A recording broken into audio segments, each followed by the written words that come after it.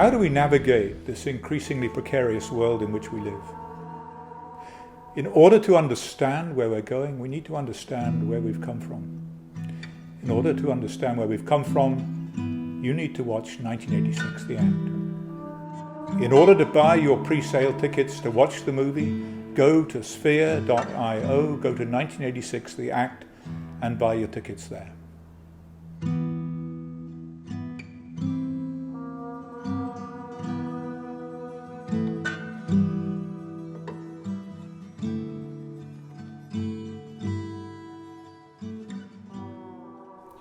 Welcome, be well, Brian Clement. Anna Maria Clement. From Hippocrates. Today we have a special two-part program with Dr. Andy Wakefield.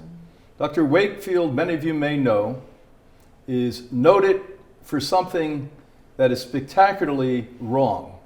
Noted for being a researcher who did his work, and by the way, was chastised for doing it.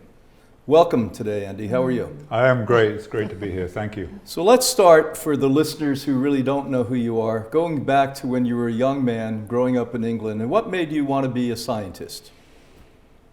I wanted to be a veterinarian. From about the age of 8 to I guess about 12, I loved animals. I wanted to be a veterinarian. My family were doctors. Father, mother, grandfather, great-grandfather, great-great-grandfather, and they'd all been to the same medical school, St Mary's Hospital in London, part of the University of London. Yes, yes. And where Sir Alexander Fleming discovered penicillin. Exactly right. And I changed. When I was about 12, 13, I switched to wanting to do medicine. I wanted to follow in the family tradition, and I started by going to the operating theatre. You couldn't do it now, but I would go and assist in the operating theatre as a young man, and I would go there in the school holidays and school breaks. How old were you at that I was about 14 at that stage. No kidding. I did that right the way through to going to medical school. Yeah. Wow, that's what an interesting. Experience. And it was pretty shocking at first, but I soon got used to it, and then got to assist in the operations, and I became very, very interested in surgery. Is the last bastion of barbarism, and it was great because it's decisive. You don't halfway open up someone, you open them up, you take out the bad.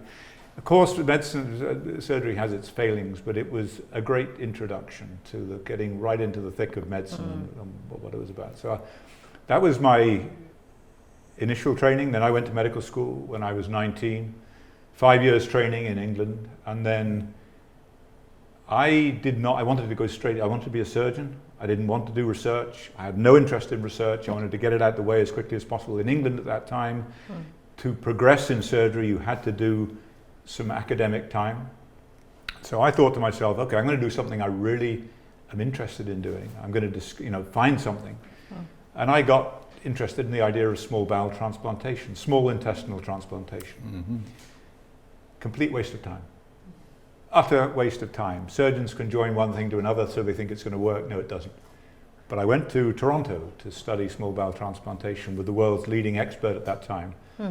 And we made some interesting observations. I hesitate to call them discoveries there, but I personally made some interesting observations that led me to becoming obsessed with scientific discovery and getting to the origins of disease, understanding the origins of disease rather than dealing with the end point, cutting it out and throwing it in the trash. So nice. I became then more and more involved in the research side, so that when I went back to England, I worked at the Royal Free Hospital. I worked on the liver transplant program there. But again, my great interest was setting up a research team in looking at inflammatory bowel disease, Crohn's disease, ulcerative colitis. And you're just a very young lad at this point. How old were you? By this stage, I guess I was about 28, 29, Yes. a little bit older.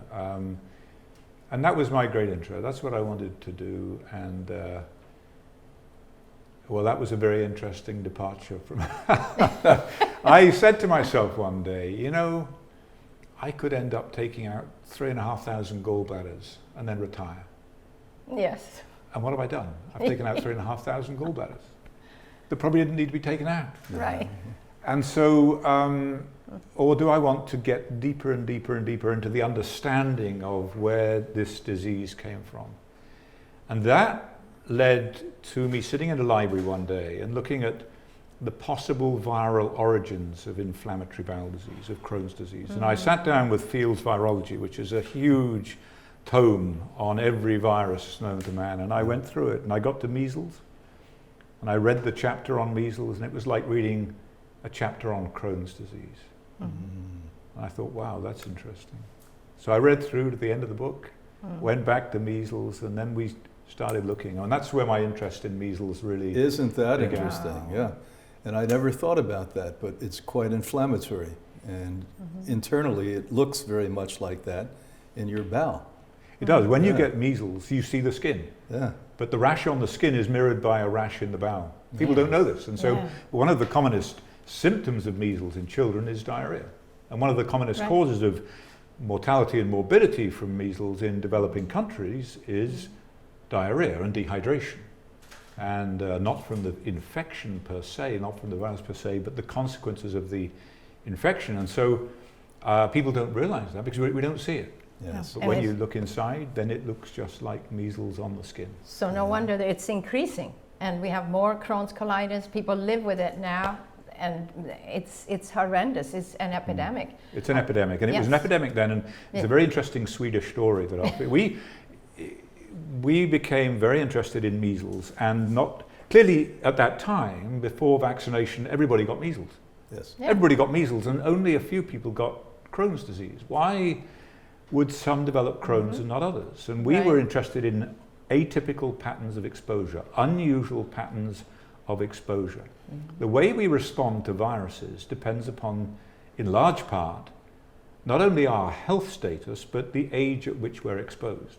Interesting. So we Right. know that chickenpox, for example, is worse in older people Yes. than children. In children, it's trivial. Yeah, Why fine. is that? It's fascinating, and we don't really know the answer to that. But is there something about age of exposure that's important? Now, with measles, if you get measles under 1 Right. or as an adult, it's a more dangerous disease than if you get it in childhood when it's trivial. So we got to thinking about what patterns of exposure might lead to Crohn's disease, what unusual patterns of exposure to measles might lead to Crohn's. We started looking at children born during epidemics of measles, getting measles very, very early in life. Right. And we found, working with doctors in Uppsala in Sweden, Dr. Anders Ekbom, Yeah. that was the case. In central Sweden, during epidemics of measles, then children born during those epidemics were at much greater risk of Crohn's. So then we went further and we said, well, what about mothers who've had measles during pregnancy? Very unusual, because mothers have almost invariably had measles as a child. Yeah. So getting measles during pregnancy was very unusual. And in central Sweden at that time, Yeah. amongst thousands of people, because the Swedes are so good at collecting data as Oh, well. yeah, they love it. They're extraordinary. There's probably little else to do in Sweden. Japanese, Germans, know. and Swedes. That's what we No, did. no, I take that back. Swedish The Swedish people are wonderful, but they are meticulous at collecting data. Yes. Yeah. And we found there were 4 mothers in central Sweden during that time period who had had measles during pregnancy. 3 of the offspring went on to develop severe Crohn's. Oh. The odds of that happening by chance were in the millions, Right. Yes, 6 of course. million to 1. So that was very exciting, and that got published in The Lancet. And we went on looking, and then we said, and here was the fatal question. Well, why are we seeing an epidemic of Crohn's in children? Historically, it was a disease that didn't have its onset until 30 years of age. Now we're seeing it in young children. This is a 10. very, very different see area. Females 10 as well years as males. old. Now we see it in babies. Yes. Now we see Crohn's in babies, and that's terrifying, a lifelong debilitating condition. Right. And we thought, well, these children have only been exposed to the vaccine, and clearly the vaccine is a very atypical pattern of exposure. You're changing the dose, the route, the strain, and the age of exposure from what we see in the normal population. You're getting it by injection rather than by inhalation. You're completely bypassing the natural route of exposure Sure, that's the evolved over liver. thousands and thousands of years. Yes. You cannot expect that to be without consequence. Yes. And so we then looked into, in a British, what's called a longitudinal birth cohort. All children born in 1 week of 1 year in the UK followed all their lives. These kind of study groups are invaluable because they're done without bias. They're collected without bias. Right. You don't know what the outcome for any individual is going to be. Right.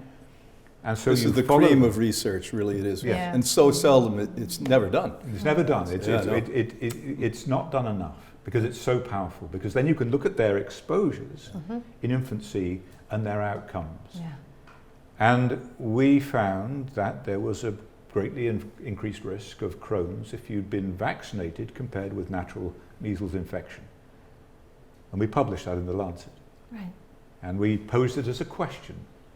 Is measles vaccination linked to Crohn's disease? Now, when you say we, explain, this was not your baby alone. You had a team around you. This is a team of researchers. So Yes. we had external collaborations with scientists around the world, and then we had internal collaborations within the Royal Free with the Department of Virology and the Department of Pediatrics. Right. And then we had my own team. And so we were about 19 strong at the Royal Free.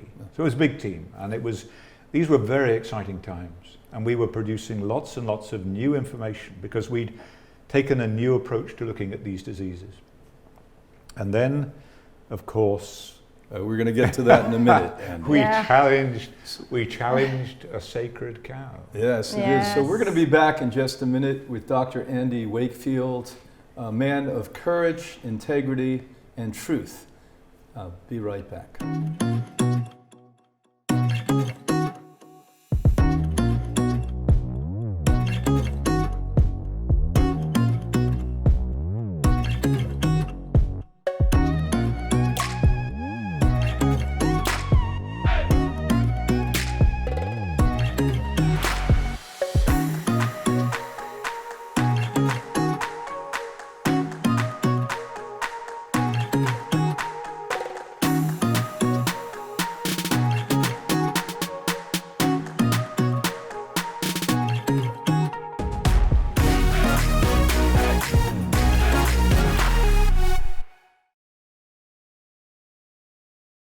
Welcome back for our very special program here with Andy Wakefield, who's also a gastroenterologist amongst all the other things that he does. So before we went to break, Andy was talking about how as a child he wanted to be a veterinarian, had such a good relationship with animals, and somewhere around 14 he decided to go into the theater of surgery. I didn't know they let that happen in England, but I'm happy. And he was actually helping surgery at 16, 17 years old, went on to become a physician and went to Canada and was with the top researcher at that point in his area of interest of viral diseases, and came back to Britain and chose to take a path of not only physician, but research physician. So tell us what happened when you finally challenged the big golden egg. May the 17th of 1994, I'm sitting in my office. I'm a gastroenterologist running a research team at the Royal Free Hospital, and a mother called me, a very articulate, very smart mother, and she said, my child was perfectly normal until I took them for their measles, mumps, rubella vaccine. I wasn't anti-vaccine. I took them according to doctor's orders. Right. And they became extremely sick after that vaccine. They had a seizure, they went to sleep. 3 days later they woke up, they were never the same child. They lost speech, language, interaction, communication, no interest in their siblings, didn't recognize me. And I said, how can I help? And they said, well, my child was finally diagnosed with autism. Now, understand that when I was at medical school, autism was an oddity. It was so very, rare, very we So were rare. not taught about it. Yeah. We were not taught about Yeah. autism. Yes. Right. And so I said, how can I help? As a gastroenterologist, and she said, I'm calling you because my child has severe gastrointestinal problems. He's wasting, he's failing to thrive, he's got bloating of his abdomen. I know he's in pain. He's lost the ability to communicate with me. He's stopped talking, but I know as his mother that he's in pain. Right. He's adopting odd postures, he's not sleeping at night, he's curling himself up, he's banging his head, he's Yeah. hitting himself, Yeah. and I know he's in pain. And every doctor and nurse I've taken him to see says that's just part of autism. put him in a home, forget about it, move on, have another child. This was bizarre. And as a gastroenterologist, but first as a human being and a father, I thought, no, this isn't just autism. Right. This is not part of the classical description of autism as we understand it. This is something new. So I listened to this story and I decided that we needed to do something about this, at the very least to rule out a disease in this child's intestine that might be able to Dr. treat. Wakefield, how many children did you have at that point? I had 4 children. So you already had 4 children, so obviously as a man, as a father, as a human being, this touched you deeply. Of course. Very much so. This was an absolute tragedy to lose a child. It wasn't the classical story of autism where the child is born not quite right. Yes. Right. There's something wrong from the beginning as it was described historically. This was regression of a normally developing child. You had a child and you lost them. Yeah. And that, it's tragic anyway, but that was even more. That underscored the tragedy hugely.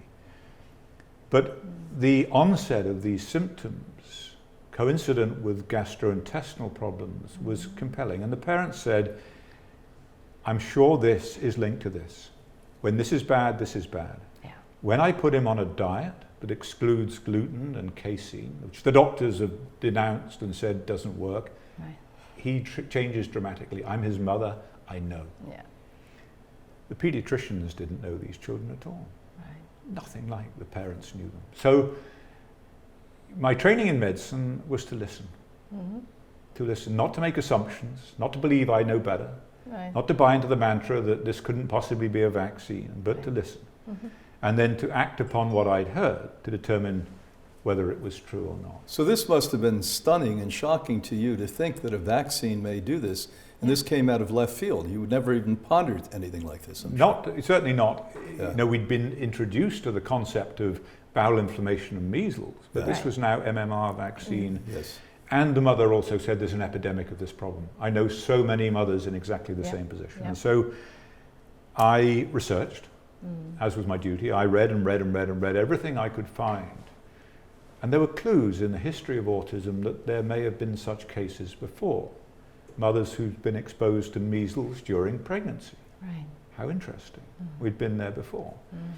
Papers from Israel showing that children born during epidemics of measles were at greater risk of autism. Yeah.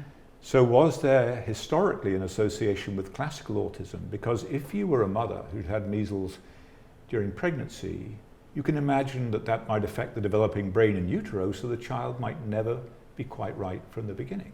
Yes. So would that explain this discordance between the historical pattern of autism, Yes. onset from very early on, to regressive autism, where a child's developing normally until they get hit with something in the second year of life and then they regress. So this is what we took on and we looked at, and a very long story short, I brought in some of the world's experts, Professor John Walker-Smith, the world's leading pediatric gastroenterologist, and his team moved to the Royal Free.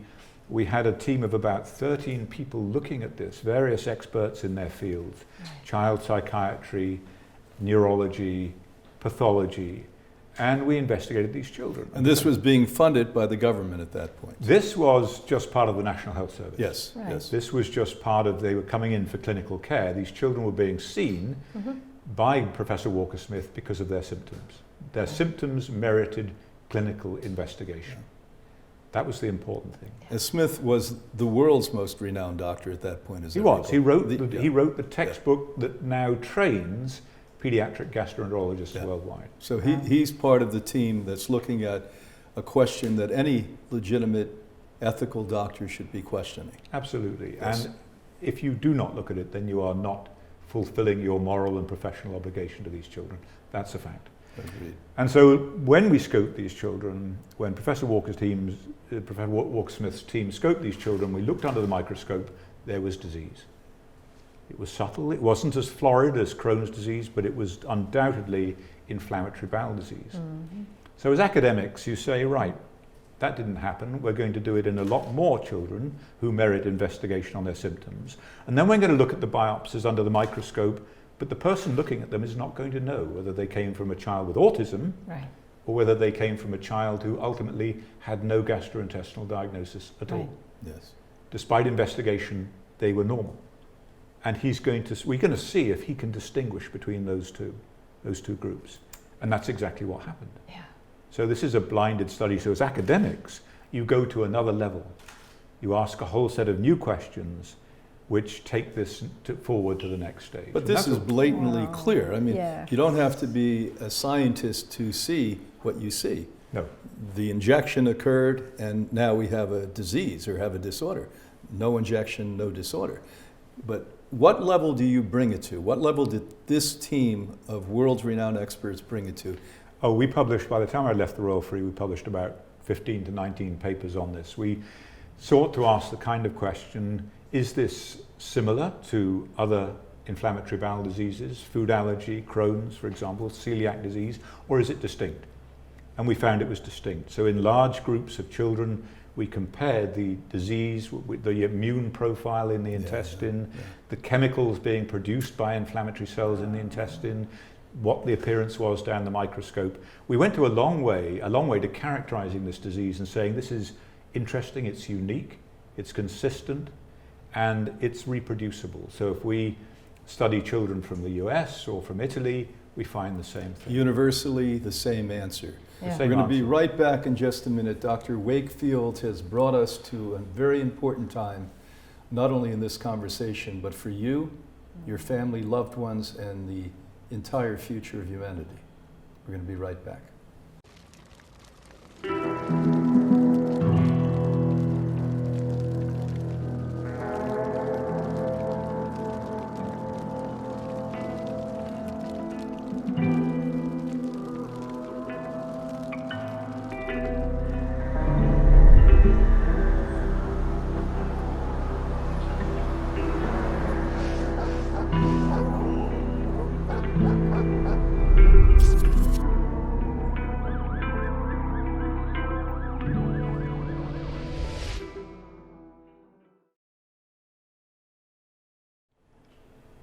Welcome back. Today we're here with Andy Wakefield, and we are so honored, and we learned so much, and I hope you all take this into your heart. How much research have been done. We don't have to do it again. It's actually done, and we could stop. We could save so many children's lives and so many families' life. And what happens when a child has, so many have come here. And now it's gone so far that we're even talking about fecal transplants because it would actually help these kids.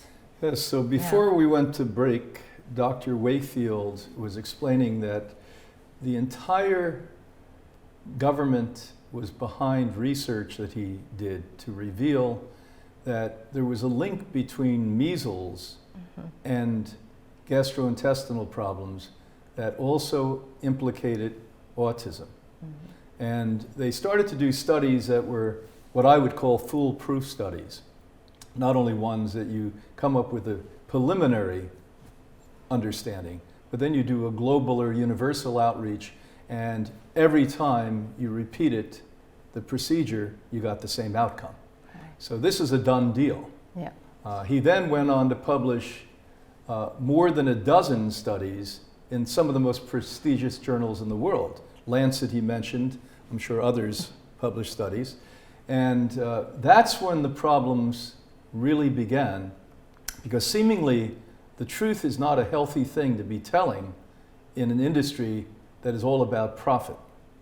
So what happened? So you're sitting there doing the most important work you've ever done in your entire life, with not only you who had the empathy and compassion to do it, you brought the top man in the world with pediatrics into this picture, who wrote the book on pediatrics. What happened? Let me try and characterize the situation at that time. The parents had said, my child's got an intestinal problem associated with autism. The medical profession had said, no, they don't. Yeah. The medical profession were wrong, completely and utterly wrong. The parents were right. And this underscores that fundamental rule of clinical medicine, listen to the parents. Okay? So the parents were right about the gastrointestinal problems. They were right about the dietary intervention, that when you put them on a gluten casein-free diet or a soy-free diet, there was clinical improvement. So they'd been right on all these things, and doctors had been wrong. So when they said my child regressed after an MMR vaccine, we take them very, very seriously. And again, we have a moral and professional obligation to investigate that. And we did. And so I started looking for evidence of measles virus using established techniques and found it. Didn't expect to find it, found it in the diseased intestine. The swollen lymph glands that we saw in the intestine were rather like swollen lymph glands in the neck when you have a sore throat, when you have a strep throat. So if you're going to look for a focus of infection, that's where you'd look.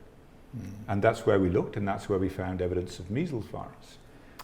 So we went to the next level, and I recruited a guy called John O'Leary, Professor John O'Leary. He was in New York at the time doing an attachment there. He was one of the world's leaders in a novel amplification technology for viral genes that we've heard spoken about in the context of coronavirus, PCR. He had a way of using PCR which was brand new, quantitative PCR. And so I went to speak to him. I went to lecture to his group in New York. And he said, you make a very good case. We'll get involved in this study. We'll collaborate with you. I'm not buying into it, not necessarily believe you, but you've made a good enough case that we're going to do this. Right. And so we looked, and we then did a big blinded study looking at tissues from children with autism and children who did not have autism, bowel biopsies. And we broke the code in this blinded study in public. In order to be scrutinized by the world, we broke the code in public. We didn't know the results. He didn't know the results. Explain to the listeners what that means. What that means is never done. You have two sets of samples, yes, and they have a number. All of them have a number, and they're all jumbled up. Right. And only one person knows which number matches which biopsy, yes. A child with autism or a child without autism. Yes. And so they're analyzed in the laboratory, blinded to the diagnosis, and then you get together in a room with members of the public, and you read out the number. Number 75, autism. Number 2, control. And you break the code that way. So that's the first time it's revealed, not only to you, but to the world. Yeah. And so we did that so that because we knew this would be controversial. Yes. Right. And lo and behold, it turned out that a very large proportion of the children were positive for measles and the controls were negative. And so we published that. And things started to unravel from that stage forward. The dean called me in and said, if you continue this vaccine safety research, it will not be good for your career. So wait a minute. Yeah. So seemingly that day that happened, you must have been feeling pretty good about your work and what you did. And so here's the person that should be admiring you, embracing you, and supporting you. What were the exact words the dean of the school said? He said, this will not be good for your career. That's horrible. Watch out. And of course, being obstinate, that sort of made me want to redouble my efforts. So Yes, I'm with you. Being a surgeon, I was furious. And even my colleagues in pediatric gastroenterology said, Andy, we cannot be seen to question the safety of MMR vaccine as pediatricians. That meant nothing to me. Scientifically, it meant nothing. Medically, it was abhorrent that they would, what about these sick children? I know. No, we can't be seen to do it. That was vanity. That was how will we be perceived by our colleagues at the Royal Society. Do you think it was vanity and fear, or fear mostly, or what do you think that is? I never got to ask them precisely why they adopted that position. I was so shocked. And it's a question I'll never get to ask them now. But anyway, we worked together and we produced these results, and then it started to unravel. And ultimately, the media became involved, the government was threatened, the drug companies were clearly threatened, policy was threatened. At that time, the UK government, the Department of Health, had just gone through a debacle where they had licensed an unsafe MMR vaccine. Oh. They did it because it was produced by SmithKline Beecham at the time, now GlaxoSmithKline, who were the home team. They didn't want the Merck vaccine, it was more expensive, it was made in America. Yes, yes. We want the home team's vaccine. Yes. And they gave ultimately 85% of the market to SmithKline Beecham, but their vaccine was dangerous. They were using a mump strain from Japan that was known to cause meningitis. It had been withdrawn in Canada because it caused meningitis. It was withdrawn in Japan because it caused meningitis, in Australia because it caused problem. But the British authorities decided that they were going to go ahead with it anyway because it was cheaper and it was the home team. And lo and behold, of course, 4 years later, they had to do an urgent study, and they confirmed that it caused an unacceptably high rate of meningitis. It was withdrawn overnight. Wow. And they tried to cover it up. Let's address this with the listeners. Oh, It sounds almost as there's malice involved, but when you're in research or any work you do, whatever work you're doing out there in profession, sometimes we have this knowledge where Canada said we're not going to use it. Japan said, but believe it or not, and you confirm this, Dr. Wakefield, probably the British scientists didn't know that. Or do you think they were No, they that? knew. No. They Do you had an think- expert. My first whistleblower Okay. was Dr. Alistair Torres. Oh. Dr. Torres was brought over from Canada. He was involved in the exposure of the dangers of this mumps vaccine. He Before they licensed it. it came the very month that it was licensed. It was withdrawn in Toronto the very month it was licensed in the UK. He was specifically brought over to advise the British government on what to do about this vaccine. He said, don't touch it. They ignored his advice and they went ahead anyway. Yeah. So they knew. They Oh knew. yes, they knew. And that's why years later he came to me and we sat on Newcastle Station. He had a different name, a nom de plume that he made. It was like a John le Carré novel. And he told the story of how he'd explained to them the dangers of this vaccine and he'd been ignored. And so So 4 years later, how many deaths, how many weakened children? it's difficult to know quite how many cases Yeah, occurred because yeah. there was an underestimate, always a tendency to underestimate. Yeah. But we obtained discovery documents which led to the revelation that it was clearly an unacceptable number. Right. And they, One would be unacceptable. and David Salisbury, head of vaccinations in the UK, had to go cap in hand to Merck that weekend to beg for their supplies of MMR to make up the deficiency in the UK that came about because the company had withdrawn Right. the vaccine. Yeah. So it was a very dark episode, and I didn't know this at the time. It was all going on when I was trying to tell them, look, there's a problem with this vaccine in the context of autism, so they really didn't want to hear it. No. They were dealing with this other issue, they really Oh, didn't yeah. want And to let's hear it. clarify, it wasn't only this specific vaccine, which is now notably or has been a problem, but you're talking about all MMR vaccines. No, this at the time was a strain of mumps Yeah. in the MMR. No, but what I'm asking Yeah. you, subsequent to that, Yes. we're not suggesting it was that one particular form. No, exactly It's all right. forms. For yes, all autism, forms, yeah. it was across the board. Exactly. It was across the board. It was all MMR vaccines. And MMR vaccine was given in isolation at the time in the UK, so parents could pinpoint what had happened. It wasn't given with 9 other vaccines. Right. They could say, my child had this vaccine, and then they lost skills. And it was 15 to 18 months, so the child had acquired a whole host of skills by that time. So the regression was obvious. Then I came to America and learned about mercury in vaccines. Then I learned about aluminum in vaccines. Then I learned about all the other viruses in vaccines that come from the cell cultures that the viruses are grown in. And I thought, this is bizarre. I mean, this is just a toxic soup. What are we doing? We do not know what we're doing. That's the truth. Right. And there's no testing of any significance done on these vaccines. No, there is no blinded, placebo-controlled blinded study of these vaccines. And what that means, placebo control is the standard for medicine. This isn't some obscure thing that nobody knows how to do. This is what everyone knows how to do. Tell us in one sentence why they don't force that. They do force it for all other medications. Yes. But for vaccines, somehow they get a free pass. And the reason they don't do it is, I imagine, they feel that they will uncover an unacceptably high rate of adverse reactions. So for the Gardasil vaccine, the placebo, which should be saline, inert, completely inert, then it is the aluminum that is used to boost the immune response. It is the very neurotoxin that you're concerned about. That's in the control group. So if the girls who get Gardasil and get the placebo with aluminum and have the same rate of adverse reactions, that's fine, the vaccine's safe. No, it's not. No, it's not. It So- may well mean that that aluminum is causing just as much damage in one group as it is in the other.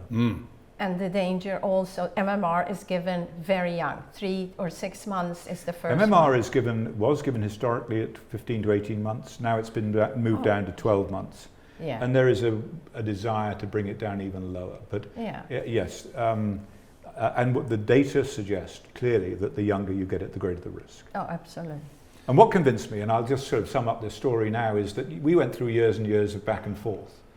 What convinced me that MMR is causally linked to autism was a study that I went to the CDC in 2000, 2001. I testified before Congress, I met with the CDC, and we came to this same debate about, look, it's not every child. Every child gets MMR, why some, not others? Right. And I said, my group, for various reasons, believe its age of exposure is one factor. Right.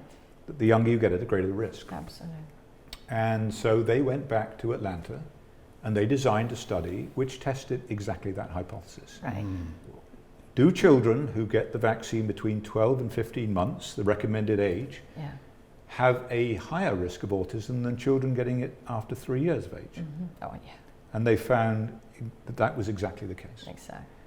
And they said to themselves, if we're going to find this effect, we should find it in children who were developmentally normal for the first year of life, and then something hit them and they disappeared. Yeah. And that's exactly the group they found it in. Yeah. They also unexpectedly found it in black boys. Black boys seem to be at very, very high risk of autism. Do we know why? Is there? We don't know why. It may be related to a number of things, including vitamin D status. Right. It may be a socioeconomic factor. They get their vaccines earlier. Because to get welfare benefits, Right. you require your vaccine card to be up to date. And if socioeconomically black people are, as they are, in that group of people who are challenged socioeconomically, financially, and need those welfare benefits, then you're going to put them at greater risk because they're going to take their children to be vaccinated as soon as they can. Yes. Now, Yeah. it could be, they're not mutually exclusive. Yeah. Is there a genetic basis to it? Is it a socio-economic thing? We don't know. One of the hypotheses that has been presented to me, and it sort of resonates with me, is that the original people, Homo sapiens, were African. And so they're sort of the canary in the coal mine. So something that's going to be a grievous to all of us, we're sort of compromised genetically, would hit them even more than it would hit you and I, because we're weakened at some state. Well, it would be, let's just say, theoretically, it's an abnormality of vitamin D status, which is essential for normal immune functioning. Right. The skin of black people produces less vitamin D. Right. Yes. But if you live in an environment where there's lots of sunlight, that doesn't matter, because the sunlight generates more, so you deal with it perfectly well. If you move those people to Minnesota, Right. where you're in darkness for half of the year, then you may become critically immunodeficient because you're not getting enough sunlight to compensate for the genetic lack of vitamin D. Now, I don't know whether that's true or not, but in it's- terms of, is that the reason? But all of these things could have been investigated. These answers could be available to us now Exactly. if the CDC hadn't committed And fraud. should be, not could be, but should. Should be. And And what- they committed fraud. They covered it up. And why boys more than girls? Again, we don't know. Yeah. There is a biological rationale that if you take neurons in culture, you grow them in a petri dish in a laboratory, human neurons, and then you expose them to thimerosal, then a certain number of them will die. This is the mercury preservative in vaccines. It's a neurotoxin. If you add estrogen to that mix, it protects the neurons. Interesting. If you add testosterone, then more die. So the combination of testosterone plus mercury seems to enhance Right. the damage done to neurons. Is that the mechanism? We don't know, but it's Some- highly some. plausible. Yeah, it's very Yeah. plausible. And estrogen appears to protect the brain. So when we talk about the antiviral medicines, there are some countries now that have opted out. I understand Denmark has opted out with the Marisol. And what is it, Japan? You know better than me. The vast majority of countries have now taken mercury out of childhood vaccines, except. Now, just bear in mind, this was a preservative that was never tested for safety. It was grandfathered in to childhood vaccines Right. when the FDA was formed. It was never tested for safety. When the clear safety concerns were identified, then they faked the data, they lied, overtly lied about it, and phased it out. They didn't demand that manufacturers remove it because that would cause alarm. Yeah. So they let a lot of children go on being damaged while they phased it out. But at the same time, and here's a very odd situation, is that as they removed thimerosal from hepatitis B, from Hib, from DPT, they made a recommendation at the CDC that children and mothers, childbearing mothers who are pregnant, should receive a flu vaccine. 90% of the flu vaccines at that time contained thimerosal. Yes. So you were taking it out of childhood vaccines and putting it in to a pregnant mother at a much more critical phase of brain development. Yeah. The damage that could be done is potentially infinitely greater. Right. But what would happen is that baby would be born with that neurological defect. Yeah. Oh, it's genetic. It happened it's congenital. Right. It's nothing to do with it. Exactly. No, it's not. So here in the United States, they haven't removed it yet? Yes, they have. No, it's now still in flu vaccines, Yes. some of the flu vaccines, but it's been taken out of Hib, hepatitis B, DPT, those vaccines.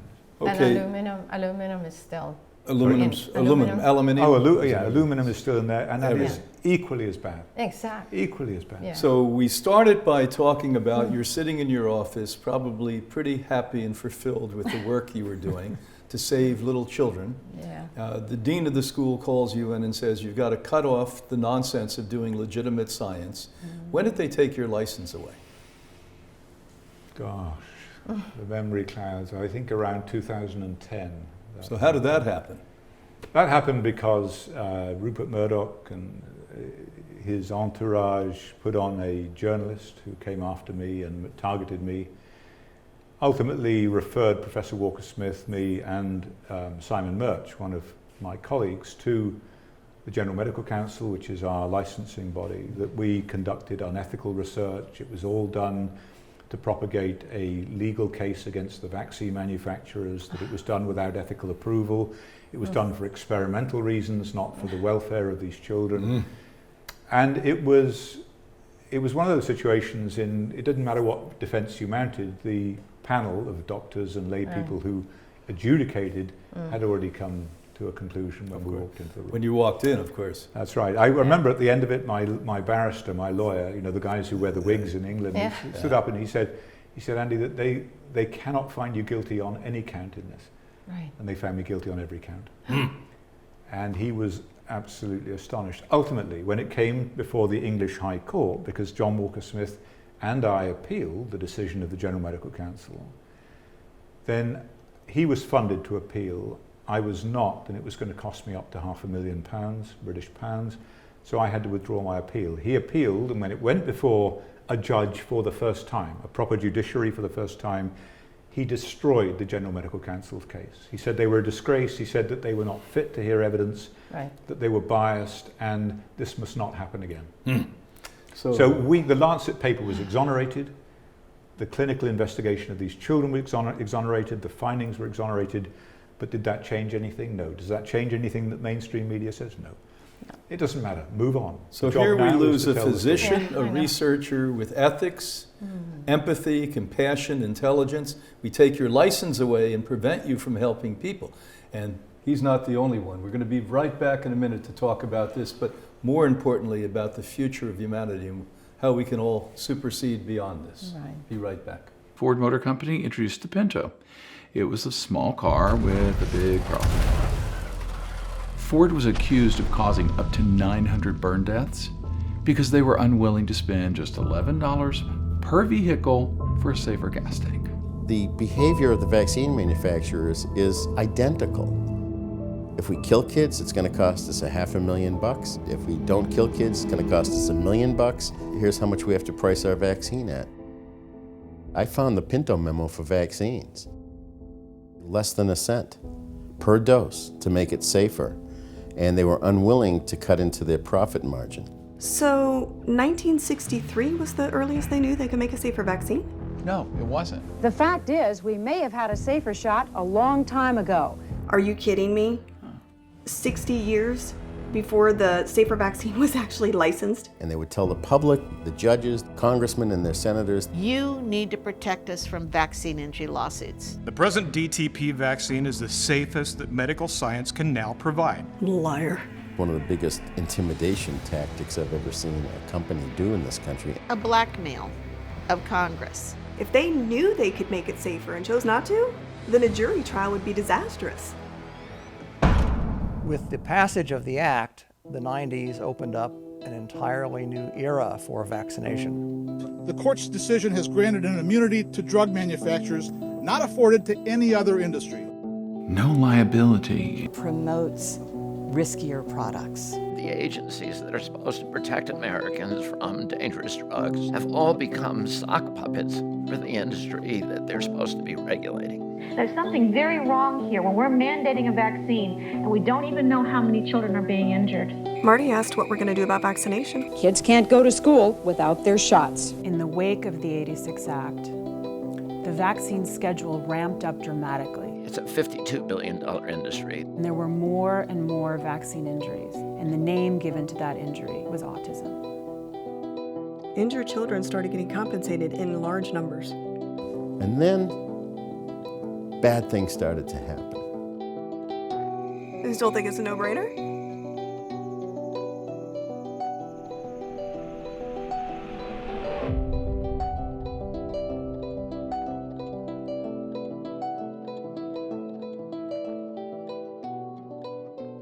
Welcome back.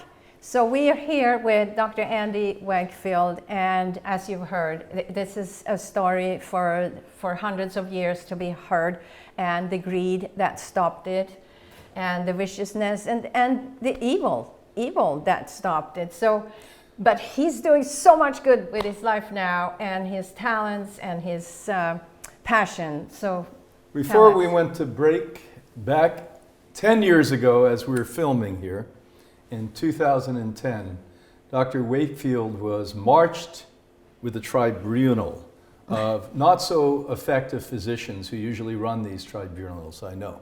I've been in front of them before. And they basically said, you've been a bad boy because you did the right thing. Everything we taught you at school, you followed to the T, but that's wrong. You're guilty of that. You take an oath when you become a medical doctor. Two things that are very important. Most important is do no harm. Right. He was not only not doing any harm, but helping so harm didn't happen. That was wrong. So he was guilty of that. He was also guilty of being a truth teller. In a world of deception today, when you tell the truth, let me tell you, we have an example of that with a cross, and they hung you on a cross. They took away your livelihood. Here you're the father of 4, a renowned researcher, sought after researcher, working with the top men and women in their field. They wouldn't have worked with you if you weren't at that level. And your government, the licensure organization that gave you the right to be a physician, took it away from you. So just in one sentence, tell us what you really felt like then. And then more important, what you're doing about it now. Right. You know, the brain is a remarkable thing because the brain has a way of erasing all dark memories. Yeah. You know, Exactly. If it didn't, we couldn't survive. And all you remember are sunny days. Yes. Exactly. And it never rained. You know. That's an optimist. Yeah. Yes. And so thinking back now, there were some dark times, but when you see a child with autism, you don't have a problem. Yeah. Right. Okay, move on, get over yourself, and that's Yes. it. So I had over the years met many whistleblowers, insiders, people who'd come to say, we've done something terribly bad, and I can't live with that anymore, and here's the evidence. Yeah. And so I had this extraordinary information, and I'd always loved film, and I'd been screenwriting for some time, and I thought, I'm going to turn these into films. So you've taken this away. You screen wrote on the side. After 80 hours of week work, you were doing that on the side? I'm going to become your worst enemy. Yes. I'm going to tell the world these stories. Yes. And so that's what I did. And this is my 3rd film, which has just been released. And there are many more to come. And because some of the things that the drug companies do could give a screenwriter work for till the end of time. You'd have to have your legacy, your children, oh, your good grandchildren. Lord. I know. And so I got into filmmaking, and second film was Vaxxed, and that had a huge impact. It was fascinating because at that time the autism community, the vaccine injury community, was in disarray. After years and years and years of being denied, then you get into a siege mentality, that you forget that your adversaries are outside the city walls, and you start fighting amongst each other. Why have we got no food? Why have we got no ammunition? And you start blaming each other, and there's fractionation, you break up. Vax had an extraordinary effect, and that was to unify people in a way that we'd never seen before. So let's spell that so that all of you see. This is mandatory viewing, by the way. We're not casually talking about this on a Sunday afternoon. VAXXED. And what year did you create that film? That was finally released, I think, 2016. Okay. 2017. It took us about 2 years to produce. And it was the story of a CDC insider, a senior scientist, Dr. William Thompson, who had done that study. But he turned out to be a bad guy, in my view. It took 22 years to, I'll tell you about whistleblowers, and that is that William Thompson came to Brian Hooker, my colleague, a professor in Northern California, and said, you have an autistic child and I'm ashamed of what I've done.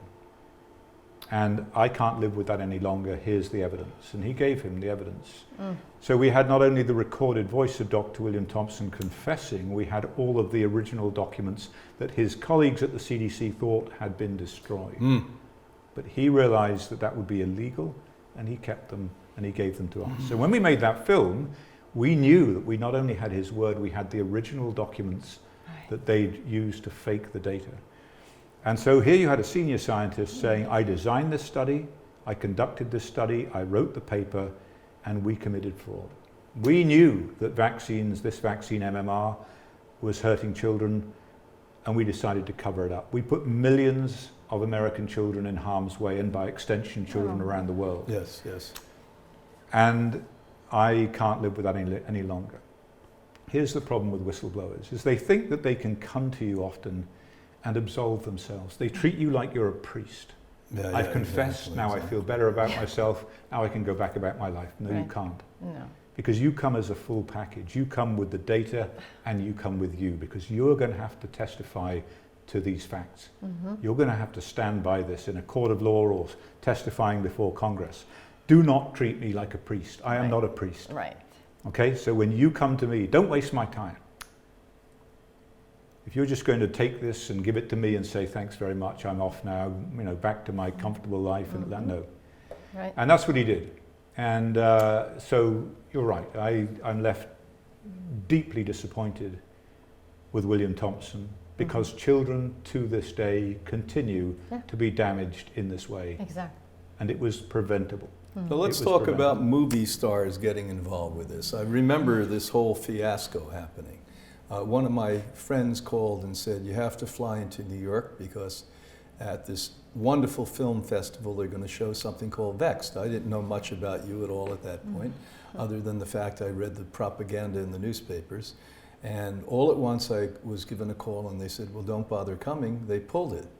So tell that story, and how Robert De Niro is an advocate now for you. And Yes, I first met Robert and his wife, his then wife, and their son, their autistic child, on a film set. Robert Rodriguez was shooting a movie down in Austin, Texas, and his wife called me and said, Andy, someone wants to meet you. And I went down there. This is a funny story, I'm just going to tell this.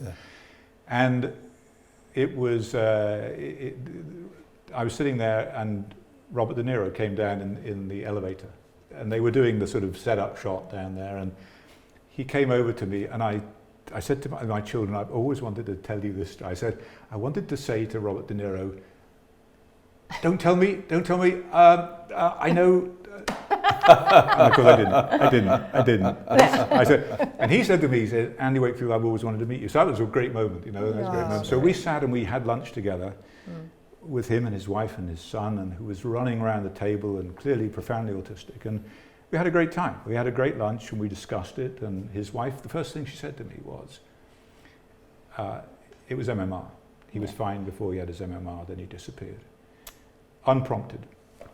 Then we took the film, we made the film, and we submitted it to Tribeca, and it was accepted on its merits. And then it was censored, it was withdrawn. It was withdrawn because the sponsors of Tribeca Film Festival have commercial interests in pharmaceuticals on Wall Street. Yeah. And there is funding coming to the festival, and Jane Rosenthal, who is the partner of Robert De Niro, was the architect of our removal. And this happened 24 hours before the film. No, the film was due to play in a few weeks' time. Oh, it was a few weeks, okay. It was a few weeks forward, or maybe even a month or so, and it was heartbreaking. Del Bigtree, the producer, called me and he said, "Andy, bad news, we've been..." Those 3 days were awful, and then Robert De Niro went on national news a few days later, and he said, "We made a mistake, we should not have withdrawn this film, people need to see this film, make up their own minds." Jane Rosenthal is sitting there. He doesn't want to talk about Tribeca Film Festival, he wants to talk about the film that didn't play. Right. She's trying to shut him up. He will not take any notice of her, he is going to tell this. It was an amazing moment, and that we call the De Niro moment, and from that point forward it became the biggest story, the biggest media story in the world. Yep. And it went everywhere, and that De Niro effect, we couldn't have paid for that. We could never afford that kind of publicity. Well, the universe has been behind you. Number one, you got fired and didn't realize that was the best thing that ever happened. Yes. The worst thing that ever happened for them firing you. Second thing is they try to squash truth, and now it became the biggest story, and then you did Vexed 2. So talk about that. I was in Vax 2, I didn't make Vax 2. Okay. Vax 2 was made by my colleagues from Autism Media Channel and Tommy Burrows Productions, and they did a great job on that, because what happened after Vax is we went on tour. Yeah. And we went around the country. There was no lockdown at the time. It was extraordinary. And Polly Tommy, my colleague, said, "We're going to buy a bus," and we bought a bus, and we put Vaxxed on the side and had every damaged child or their parent number it and sign it, and those names cover the bus. And one day, that bus should be in the Smithsonian. Oh yes. Like the sort of AIDS blanket. That bus is just a mark of a time in the history of this country when something very bad was uncovered. Yeah. And so it had an extraordinary effect, and it unified the communities, and suddenly the industry and the public relations people working for them and the political puppets that they paid for, everybody was terrified. Yeah. Because their attempt to censor had backfired in the biggest way. Yes. And suddenly the world was aware of this issue. And the film went everywhere. And I toured Europe with it, and it went... And they didn't know how to contain it. They had no idea. They'd never been in this situation before. Right. And I think part of the aggression that we sense now in terms of mandating vaccines is an urgency based upon the effect of vax to up their game, to move it forward, to win now at all costs. Right. And it's an interesting issue that I want to talk to you about sometime, the political dimension to this, because I've studied it as an external observer on the American political scene for a very long time. I have no historical association with any party, but I am in a position now, having observed it, to predict how this is going to play out. Not only in the context of vaccines in general, but of COVID-19 vaccine in particular. So we should have that discussion at some stage. It's an extremely important one to have, because very soon we are going to be faced with a decision which determines our future. Right. The future of mankind. Yeah. And both you and I share a major concern about the environment. And I will confess that I've been so busy with this film that I do not understand the science. I haven't read the science. So my opinion is conditioned by the admission that I don't know the science. But what I do know is this, that the world is very precious and it's beautiful and it's worth preserving. And therefore we should take every step we possibly can to protect this earth. Yes. But the more immediate threat is what we are doing environmentally to ourselves with vaccination. And let's spell that out, Andy. Exactly. So nobody is confused about what we're saying. What we're actually saying is that they're about ready to mandate vaccines to every human being on the planet Earth. These vaccines not only has Andy, but others, maybe not as well scientifically equipped, have shown poison you, cause autism, shorten your lifespan. age you, create cancers, and the list goes on. How do I know that? I've been dealing with that for the 50 years I've done my work. Right. And so you're absolutely correct that this is an issue and it's imminent. We're not talking about this will happen. This year, we're sitting here speaking together. They're looking to mandate vaccines. Mandate them across the entire age spectrum. So now it's children. It's soon going to become from pregnancy to grave. Yes. Right. And it will not be just all the current vaccines on the recommended schedule. It will be a COVID-19 vaccine and all of the subsidiary vaccines that are necessary because the original virus has mutated and has moved beyond the immune response that might be produced by a single vaccine. So this is the future of mankind, and here's the issue. Based upon the CDC's own numbers, autism, which is the tip of the spear, it's the most self-evident problem with vaccine injury, quite apart from all of the other immunological issues, that by 2032, 1 in 2 children will have autism in this country. That is before a COVID vaccine. Right. That is going to be accelerated greatly if we mandate that vaccine. And let's stop and give some honor to who came up with this. This is MIT, Dr. Seneff. Absolutely. This is not, we're not talking about somebody who may be good at what she does. She wouldn't work at MIT unless she was the best at what she does. That's right, and it's based upon the CDC's own cumulative data. Yeah. What that means by 2032 is that you have no economy. The cost of this is extraordinary. There's no productivity. There is no police force. There's no standing army. There's nothing. No. You either have autism or you care for someone with autism. That's right. Yes. That's the situation that you're going to be in. So think of what Dr. Wakefield is saying to you.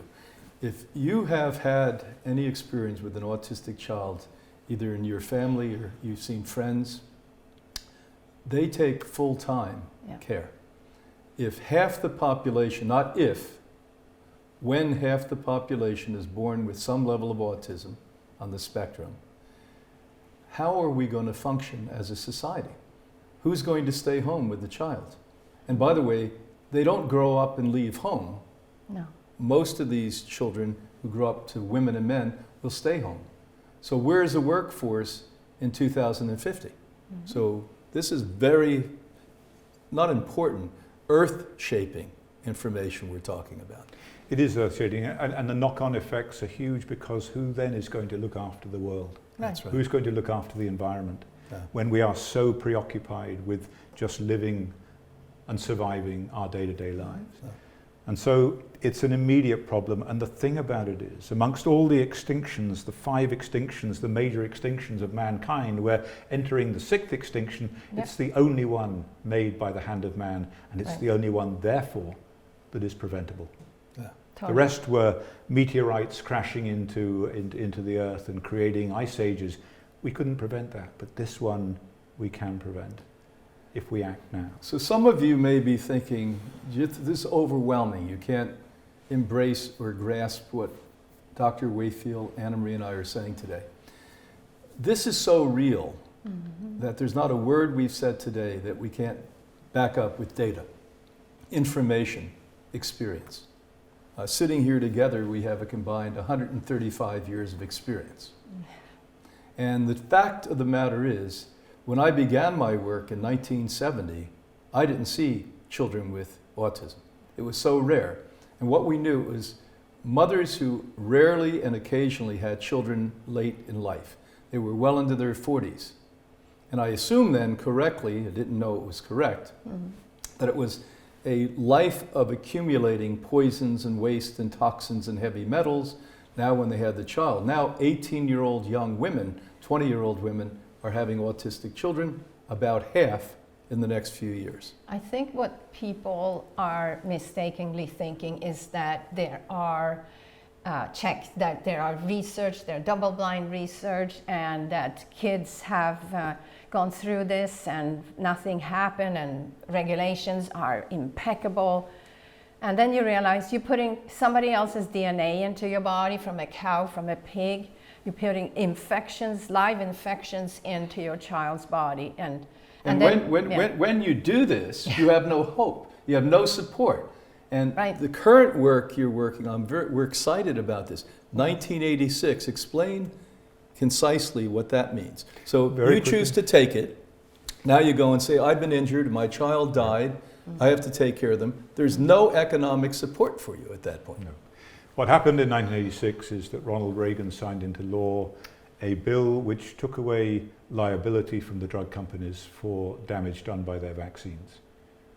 So they had a mandatory market, children had to get vaccines to go to school, and no liability. They were given the perfect business model, all they could do was profit. And from that point, that's exactly what they did. And the vaccine schedule dramatically ramped up because we can make these vaccines and get them recommended, and we have no liability. Right. And so they became immensely wealthy, and that extraordinary wealth enabled them to buy the media, to buy the medical schools, to buy the medical training, to buy the doctors, and to buy the politicians worldwide. So bad policy that started in America spread to the rest of the world. This is why this film is so relevant. And the story is about two things. It's about the history of this and where we're going with it, how it really came into being, and the fraud, the outright fraud committed by the drug companies to get that bill passed, blackmailing and lying to Congress. But it's about something much more important. It's about something much more important, and that is the extraordinary power of maternal intuition. It's about mothers knowing their babies. It's about mothers understanding, not as an emotional argument, but as a survival imperative that evolved over thousands and thousands and thousands of years, and it's the reason we're here on this earth. Right. And it's the reason we'll be here in 1,000 years' time if we choose to listen. Right. And if we choose to honor women, rather than degrade women and push them down. Well, Andy, you are... Well, it's and people have said, oh, that's anti-vax, sorry, that's anti-science. Rather than deferring to the science, you're deferring to the mother's intuition, no. Because in this movie, the mother's intuition doesn't say, don't vaccinate.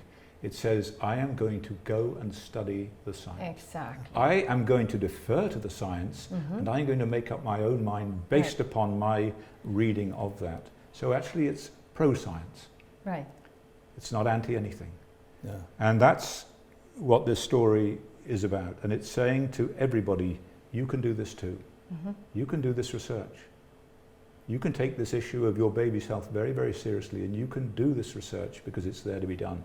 Yeah. Now the film condenses it into 2 hours for you. So watch this film. It's the beginning of the discussion. And so how do they watch that film, Andy? They go to 1986theact.com. 1986theact, ACT.com. And you can download it, you can stream it, and you can pre-order the DVD, which will be available very soon. It's available in Russian, it's available in Italian, in Hispanic Spanish, in French, and in German. And soon it'll be available in Polish and Croatian and the rest. So we're moving through that process right now. This is a gift you're giving to the world. This doesn't cost anything. You will pay. We need people to pay. Why? Because we need to make the next movie. Yes. We have movies that we have on the runway. We've got stories to tell, and we need to make the next movie. So you will pay for it, but it's a small amount. Well, as soon as the powers that be lift the insanity, we're going to do a film launch here with you at Hippocrates. Yes. It's rare that we sit with a man that we have so much respect for, and you don't get that accolade from me easily. That you're a person who not only did what you should have done, but got persecuted for that. And you stood strong, and by the way, the universe is helping you give us the truth now. Thank you. Thank you so much. Thank you so much, Andy. Thank you. Thank you so much. Be well until the next time. Thanks for listening.